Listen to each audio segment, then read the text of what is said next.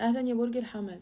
تعالوا نشوف النهارده نوايا نوايا الشريك او الحبيب في الفتره الحاليه ايه. يلا بينا. بصي يا برج الحمل، واضح ان الشريك شخصيه مسيطره ومتحكمه جدا. شخصيه ناريه، ممكن تكون الشخصيه دي كان عدى بعلاقات كتير قبل كده وعنده عدم امان في العلاقات، مشاعره غير مستقله.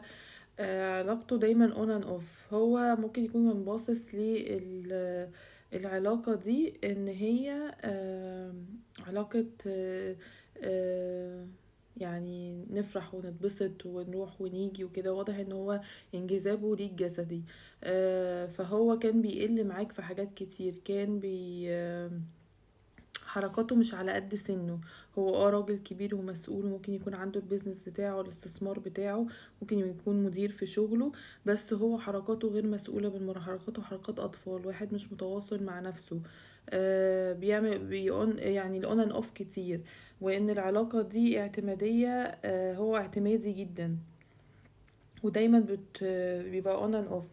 هو بص، هو بيتبسط معاك يا برج الحمل، بيرجع دايما عشان بتبقى انت وحش وحابب ان هو يبقى مبسوط معاك، تتبسطوا سوا، تفرحوا، تطلعوا، تنزلوا، تخرجوا، كده.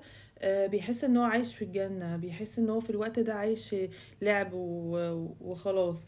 بس هو اول ما بتيجي بقى الكلام عن الارتباط او ان احنا نطور العلاقة، هو بيختفي. فهو هيفضل بنفس المنوال ده يا برج الحمل. وطبعا الناس اللي هو عندهم شريك متجوز، وهم عارفين ان هو متجوز، يعني مش هيكتشف من القراية كده. ده بيبقى بسبب ان هو عنده بيت وعنده أسرة وعنده كيان، مش عايز يأثر عليه ولا يفقده.